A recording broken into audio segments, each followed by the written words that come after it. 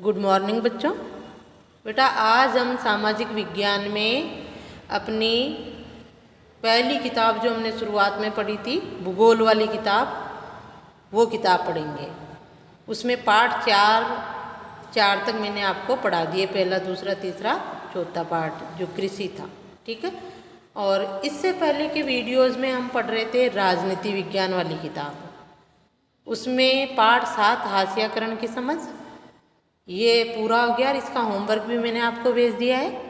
और इस किताब में आपके पाठ 8, 9 और 10 को आपके कोर्स से हटा दिया गया है, यानी कि राजनीति विज्ञान की किताब का कोर्स अपना पूरा हो गया, ठीक है। सारे पाठ कंप्लीट, मैंने होमवर्क भी भेज दिया है। आप होमवर्क करके उसका तैयार रखें, स्कूल में होमवर्क चेक होगा और आपको नंबर भी दिए जाएंगे, ठीक है। आज हम अपनी दूसरी किताब स्टार्ट कर रहे हैं, भूगोल, जो संसाधन नाम से है आपके वो किताब। इसका पाठ 5 पढ़ेंगे हम। पाठ का नाम है उद्योग। पाठ 5 उद्योग।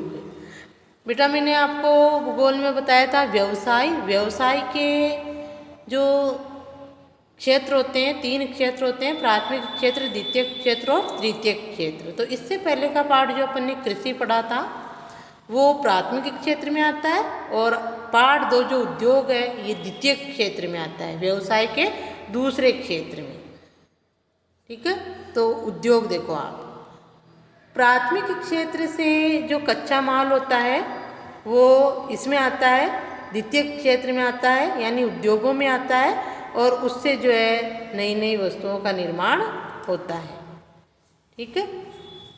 देखो किताब में ध्यान दो, किताब खोल लो आप भी। क्या आपने कभी ये विचार किया है कि लिखने की अभ्यास पुस्तिका जो आप इस्तेमाल में लेते हैं वह विनिर्माण की लंबी प्रक्रिया के बाद आपके पास पहुंचती है। इसके जीवन की शुरुआत वृक्ष से होती है। आपकी जो किताब कॉपी है उसके जीवन की शुरुआत कहाँ से होती है? वृक्ष से। कागज किससे बनता है? वृक्ष यानी पेड़ से, वृक्ष से होती है। उसे काटा जाता है और लुगदी मिल तक ले जाया जाता है। वहाँ वृक्षों की लकड़ी को संशोधित एवं काष्ठ लुगदी में परिवर्तित किया जाता है। काष्ठ लुगदी, काष्ठ का मतलब लकड़ी होता है।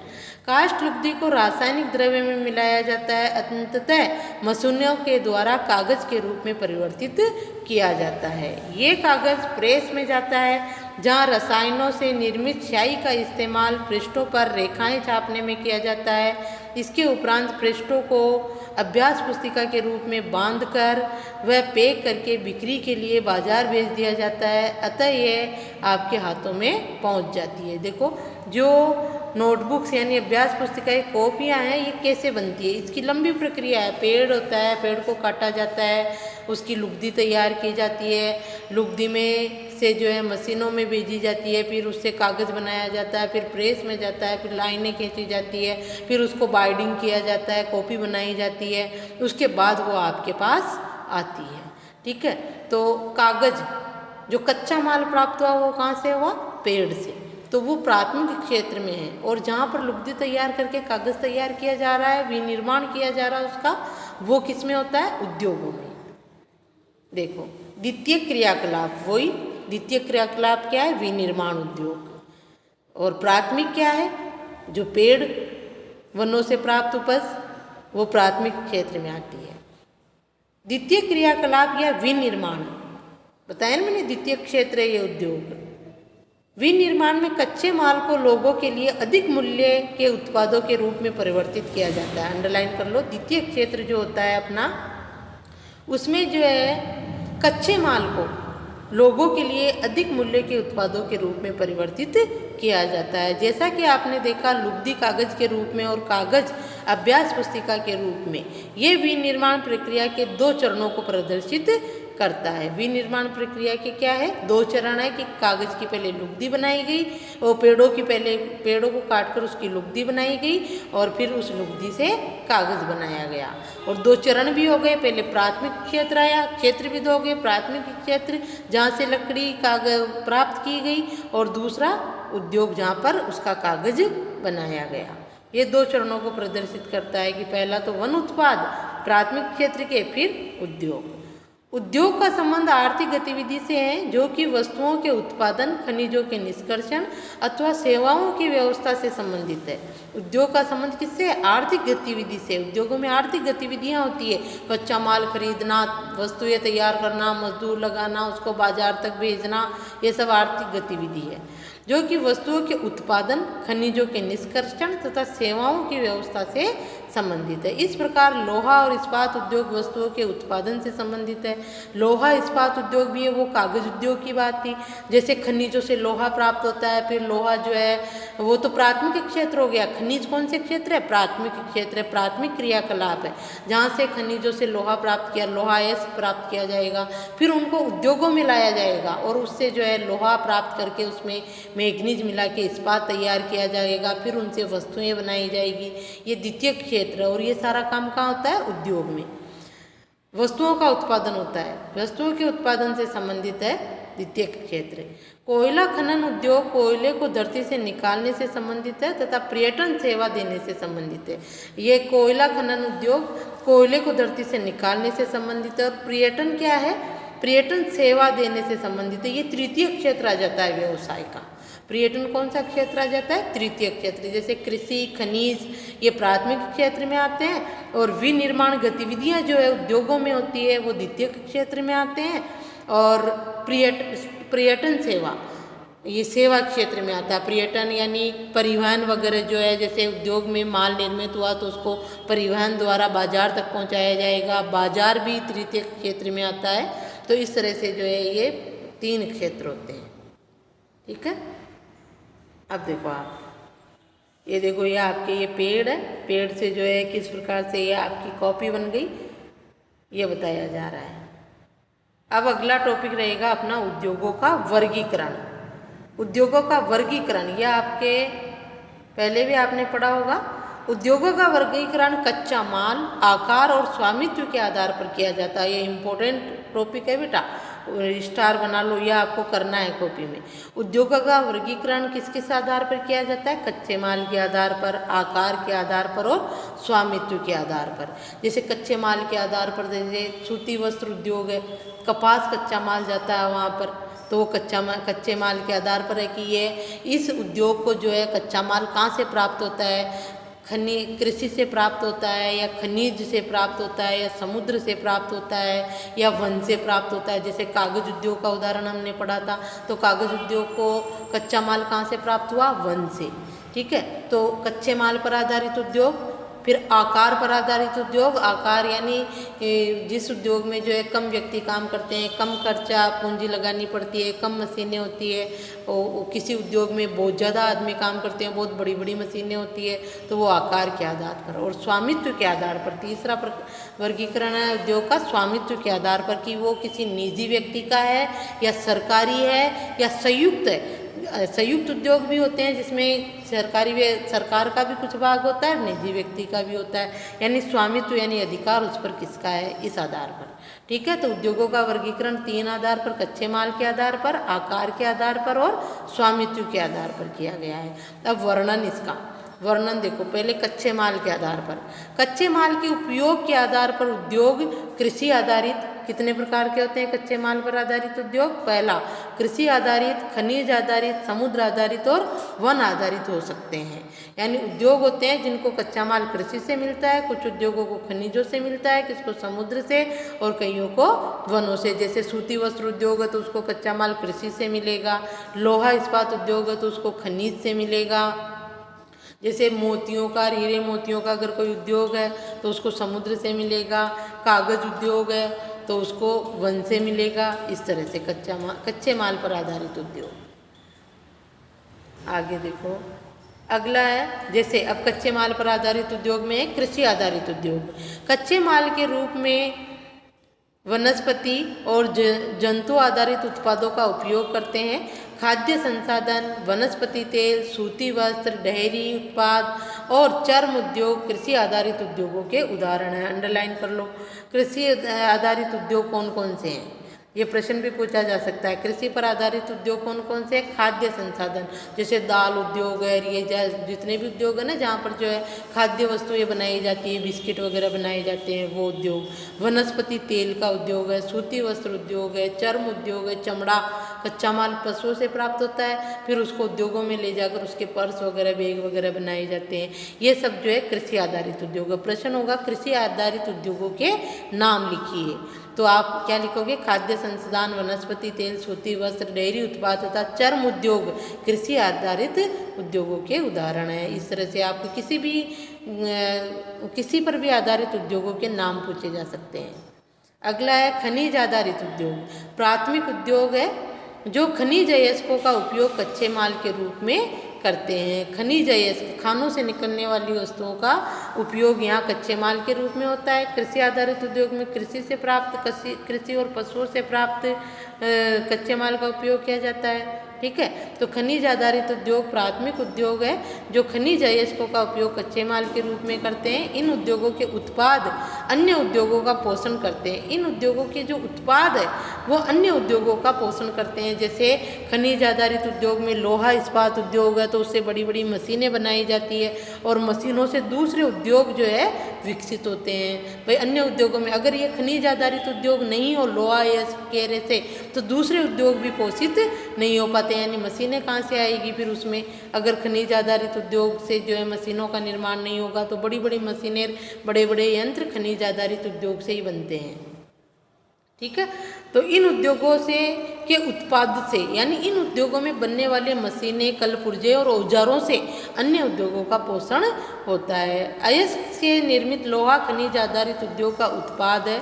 अयस्क से निर्मित लोहा खनिज आधारित उद्योग का उत्पाद है। ये कई अन्य उत्पादों के विनिर्माण के लिए कच्चे माल के रूप में प्रयुक्त किया जाता है। जैसे देखो आ गया भारी मशीनों, भवन निर्माण सामग्री तथा रेल के डिब्बे बनाने में। अंडरलाइन कर लो, खनिज आधारित उद्योगों में क्या क्या वस्तुएं बनती है? भारी मशीनें, बड़ी बड़ी मशीनें, भवन निर्माण सामग्री बनती है और रेल के डिब्बे भी इसी से बनते हैं, लोहा अयस्क से। तो यहाँ तक खनिज आधारित उद्योगों से बनने वाले उत्पाद है ये। अब अगला आएगा समुद्र आधारित उद्योग। सागरों और महासागरों से प्राप्त उत्पादों का उपयोग कच्चे माल के रूप में करते हैं। समुद्री खाद्य प्रसंस्करण उद्योग और मत्स्य तेल निर्माण इसके उदाहरण है। समुद्र आधारित उद्योगों के उदाहरण कौन से? समुद्री खाद्य प्रसंस्करण उद्योग और मत्स्य तेल, मछली का तेल निकाला जाता है और समुद्र से जो मछलियाँ पकड़कर उनको खाद्य रूप में प्रयोग किया जाता है, ये इसके उदाहरण है। किसके? समुद्र आधारित उद्योग के। वन आधारित उद्योग, वनों से प्राप्त उत्पादों का उपयोग कच्चे माल के रूप में करते हैं। जैसे लुगदी एवं कागज उद्योग। वन आधारित उद्योग कौन से हैं? जहाँ पर वनों से प्राप्त उत्पादों का उपयोग कच्चे माल के रूप में किया जाता है। जिन उद्योगों में, उनको वन आधारित उद्योग कहते हैं। जैसे लुगदी एवं कागज बनाने का उद्योग, औषध रसायन का उद्योग, फर्नीचर और भवन निर्माण वनों से संबंधित उद्योग है। तो इस पे भी अंडरलाइन कर लो। वन आधारित उद्योगों के उदाहरण कौन कौन से हैं? लुगदी एवं कागज उद्योग, औषध रसायन उद्योग, जैसे जंगलों से, वनों से जड़ी बूटियाँ इकट्ठी करके उनकी दवाइयाँ, औषधियाँ वगैरह बनाई जाती है, वो उद्योग। फर्नीचर बनाया जाता है वनों से लकड़ी काट कर। और भवन निर्माण वनों से संबंधित उद्योग है। भवन निर्माण में भी वनों से प्राप्त होने वाली लकड़ी का उसका उपयोग किया जाता है। तो ये हो गया आपके कच्चे माल पर आधारित उद्योगों का वर्णन। ठीक है, ढंग से आप करोगे, सबके उदाहरण याद रखोगे कि कच्चे माल पर आधारित उद्योग कितने प्रकार के होते हैं? 4 प्रकार के। कृषि आधारित उद्योग, खनिज आधारित उद्योग, समुद्र आधारित उद्योग और वन आधारित उद्योग। ठीक है, अलग अलग हेडिंग डालोगे आप, अलग अलग लाइन में। ठीक है, इसमें एक साथ ये बीच में आ गया, आप इसका हेडिंग नई लाइन में डाल के करोगे इसका वर्णन। ठीक है, अब अगला देखो, आकार के आधार पर उद्योगों का वर्णन। आकार के आधार पर उद्योग वैसे 3 प्रकार के होते हैं। वैसे देखा, कुटीर उद्योग जो आजकल तो समाप्त हो गए हैं। कुटीर उद्योगों में घर घर के 5-10 लोग ही काम करते हैं। और लघु उद्योग और वृहद उद्योग, आजकल 2 ही भाग हो गए हैं, लघु उद्योग और वृहद उद्योग, क्योंकि घरों में काम करना इतना पसंद ही नहीं करते आजकल लोग। तो आकार के आधार पर उद्योग देखो, आकार के आधार पर उद्योग। उद्योगों के आकार का तात्पर्य निवेश की गई पूंजी की राशि, नियोजित लोगों की संख्या और उत्पादन की मात्रा से है।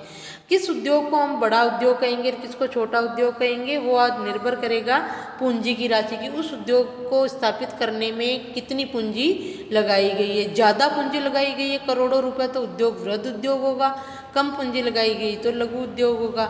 नियोजित लोगों की संख्या, जिन उद्योगों में 1000-2000 आदमी काम कर रहे हैं वो वृहद उद्योग होंगे। 5-10 हज़ार भी होते हैं, और जिनमें मान लो 100-500 आदमी काम कर रहे हैं वो लघु उद्योग होंगे। तो नियोजित लोगों की संख्या के आधार, उत्पादन की मात्रा, बड़ा उद्योग है तो उत्पादन भी ज़्यादा होगा, छोटा उद्योग है तो उत्पादन भी कम होगा। इस आधार पर उद्योगों का आकार निश्चित किया गया है। किस आधार पर, पूंजी की राशि के आधार पर, लोगों की संख्या के आधार पर और उत्पादन की मात्रा से। आकार के आधार पर उद्योगों को दो भागों में बांटा गया है, लघु आकार के उद्योग और वृहद आकार के उद्योग। ठीक है, याद रखोगे। उद्योगों का वर्गीकरण पढ़ रहे हैं अपन। उद्योगों का वर्गीकरण जो है 3 प्रकार से किया गया था, कच्चे माल के आधार पर, आकार के आधार पर और स्वामित्व के आधार पर। तो फिर वापस वर्गीकरण कि कच्चे माल के आधार पर उद्योगों को 4 भागों में बांटा गया था, वो हमने पढ़ लिया ऊपर ये 4 भाग। ठीक है, और आकार के आधार पर उद्योगों को 2 भागों में बांटा गया है, लघु आकार के उद्योग और वृहद आकार के उद्योग। वृहद यानी बड़े। तो देखो, कुटीर या लघु उद्योग छोटे पैमाने के उद्योग है, कुटीर उद्योग को भी इसमें ही मिला दिया है, लघु आकार के उद्योग। कुटीर उद्योग में और भी कम, लघु उद्योग से भी कम आदमी काम करते हैं। कुटीर या लघु उद्योग छोटे पैमाने के उद्योग है जिसमें दस्तकारों के द्वारा उत्पादों का निर्माण हाथ से होता है। इन छोटे उद्योगों में जो है हाथ से काम किया जाता है या फिर छोटी मोटी मशीनों का उपयोग ले लिया जाता है। बहुत भारी भरकम मशीनें नहीं होती है इनमें। टोकरी, बुनाई, मिट्टी के बर्तन और अन्य हस्त निर्मित वस्तुएं कुटीर उद्योग के उदाहरण हैं। अंडरलाइन कर लो, कुटीर उद्योग के उदाहरण कौन कौन से हैं। टोकरी बुनना, मिट्टी के बर्तन बनना और हाथ से भी कोई जड़ी बूटी केरे से कार्य करती है ना औरतें, नगीने लगाना करना है, इस तरह के कार्य कुटीर उद्योग के उदाहरण हैं।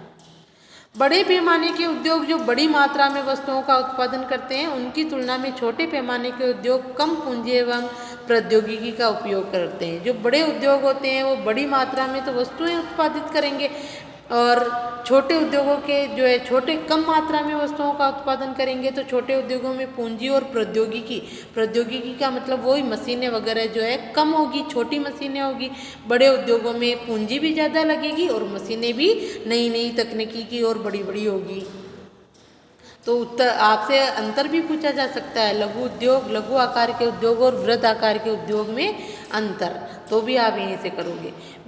बड़े पैमाने के उद्योगों में पूंजी का निवेश अधिक और प्रयुक्त प्रौद्योगिकी उच्च स्तरीय होती है। रेशम बुनाई और खाद्य प्रसंस्करण उद्योग लघु पैमाने के उद्योग है। ये लघु उद्योगों का उदाहरण था। ऊपर वो टोकरी बुनाई वो जो है कुटीर उद्योगों का उदाहरण था। ठीक है, लघु पैमाने के उद्योग है। ऑटोमोबाइल और भारी मशीनों का उत्पादन बड़े उद्योगों का उदाहरण है। बड़े पैमाने के ऑटोमोबाइल और भारी मशीनों का निर्माण करने वाले, भारी मशीनें जहाँ होती है वह वृहद उद्योग होते हैं, और ये रेशम बुनाई, खाद्य प्रक्रमण वाले उद्योग लघु उद्योग, और ये जो है टोकरी बुनाई और ये उद्योग जो है मिट्टी के बर्तन रही है कुटीर उद्योग। ठीक है, तो आकार के आधार पर उद्योग हो गए। अब है स्वामित्व के आधार पर उद्योग। तीनों का उदाहरण भी पढ़ लिया हमने, है ना। ऑटोमोबाइल ये जो है वृहद उद्योग है। स्वामित्व के आधार पर उद्योगों को निजी क्षेत्र, राज्य स्वामित्व एवं सार्वजनिक क्षेत्र, संयुक्त क्षेत्र और सहकारी क्षेत्र में वर्गीकृत किया गया है। स्वामित्व के आधार पर उद्योगों को कितने भागों में बांटा गया है। निजी क्षेत्र के, जो किसी व्यक्ति विशेष का होता है। दूसरा, राज्य स्वामित्व या सार्वजनिक क्षेत्र, यही शब्द काम में लेते हैं अपन, सार्वजनिक क्षेत्र के उद्योग। ठीक है, जो सरकारी उद्योग है, सरकारी भी कह सकते हैं इनको। और एक संयुक्त क्षेत्र और सहकारी क्षेत्र में वर्गीकृत किया गया। संयुक्त और सहकारी, जिसमें निजी व्यक्ति भी होता है और सरकारी निवेश भी होता है, वो होते हैं संयुक्त क्षेत्र के या सहकारी क्षेत्र के उद्योग। ठीक है, स्वामित्व के आधार पर उद्योगों को 3 भागों में बांटा गया है। निजी क्षेत्र के उद्योग, सार्वजनिक क्षेत्र के उद्योग, और तीसरा है सहकारी क्षेत्र के उद्योग और संयुक्त क्षेत्र के उद्योग। ठीक है। अब इनका वर्णन देखो। निजी क्षेत्र के उद्योग, अंडरलाइन कर लो आप इन पे, निजी क्षेत्र के उद्योग, सहकारी क्षेत्र के उद्योग, संयुक्त क्षेत्र के उद्योग और सार्वजनिक क्षेत्र के उद्योग, ये है ना, सरकारी, ये पूर्ण सरकारी है, ये पूर्ण निजी है, ये पूर्ण सरकारी है, और ये जो आधे सरकारी और आधे निजी है, और ये भी आधे सरकारी और आधे निजी है, इस तरह होता है इसमें। तो अब देखो, सबसे पहले निजी क्षेत्र के उद्योगों का वर्णन। निजी क्षेत्र के उद्योगों का स्वामित्व और संचालन या तो एक व्यक्ति द्वारा या व्यक्तियों के समूह द्वारा किया जाता है। निजी क्षेत्र के जो उद्योग होते हैं, या तो उसका एक ही मालिक होता है, या फिर 2-4 संयुक्त रूप से पार्टनरशिप में भी खोल लेते हैं ना उद्योग, वो होते हैं। लेकिन सरकार का कोई हस्तक्षेप नहीं होता, वो ही मालिक होता है। तो ये एक ही मालिक होगा, या 2 या 3, जिसने भी उस उद्योग में पूंजी खर्च की है, 3 लोग हैं, तो वो तीनों ही उसके मालिक होंगे, उनका अधिकार होगा, स्वामित्व होगा। दूसरा है, ये निजी क्षेत्र के उद्योग पढ़ लिए हमने।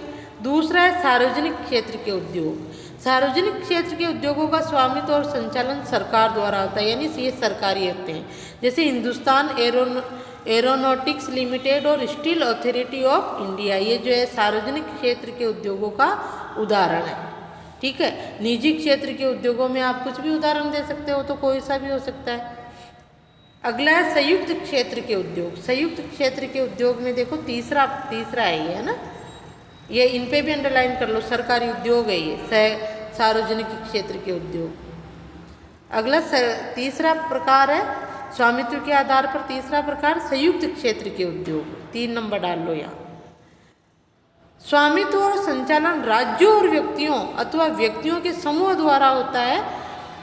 मारुति उद्योग लिमिटेड, ये जो है मारुति उद्योग लिमिटेड संयुक्त क्षेत्र के उद्योग का एक उदाहरण है। ये सब आप कंप्लीटली याद रखोगे बेटा, कौन से किस प्रकार के उद्योग का उदाहरण कौन सा है।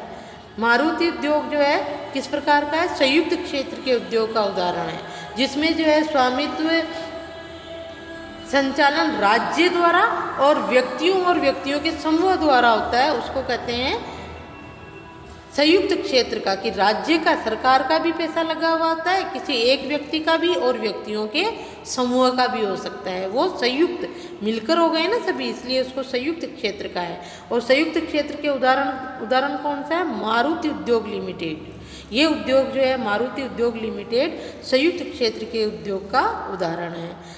चौथा प्रकार, स्वामित्व के आधार पर चौथा प्रकार है सहकारी क्षेत्र के उद्योग का स्वामित्व और संचालन कच्चे माल के उत्पादकों। सहकारी क्षेत्र में क्या होता है, देखो किसका स्वामित्व होता है, कच्चे माल के उत्पादकों या पूर्तिकारों, कामगारों तथा दोनों द्वारा होता है।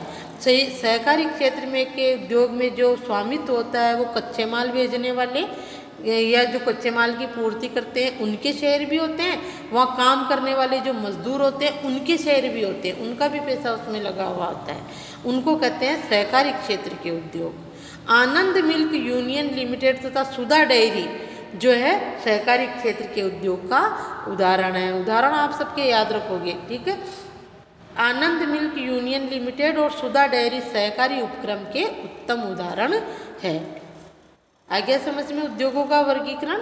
यह आपके लिए वेरी इंपॉर्टेंट क्वेश्चन होगा, उद्योगों का वर्गीकरण। इसकी सारणी भी भेजूंगी मैं आपके पास, तो आप जो है इसको समझने का और प्रयास करना पढ़ के, उद्योगों का वर्गीकरण। ठीक है। कच्चे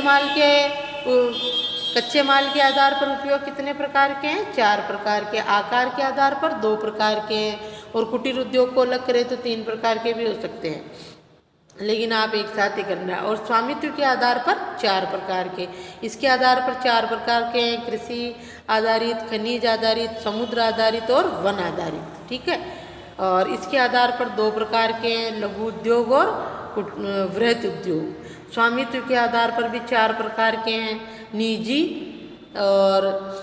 उद्योग, सार्वजनिक उद्योग, संयुक्त क्षेत्र के उद्योग और सहकारी क्षेत्र के उद्योग। ठीक है, इस प्रकार। और सबके अलग अलग उदाहरण हैं, तो आप अच्छे से याद करोगे। ये उद्योगों का वर्गीकरण आपके लिए वेरी वेरी इम्पोर्टेंट है बेटा। ठीक है। इसकी सारणी भेजूंगी मैं, उसको भी पढ़कर आप समझोगे, सारणी कॉपी में भी बनाओगे।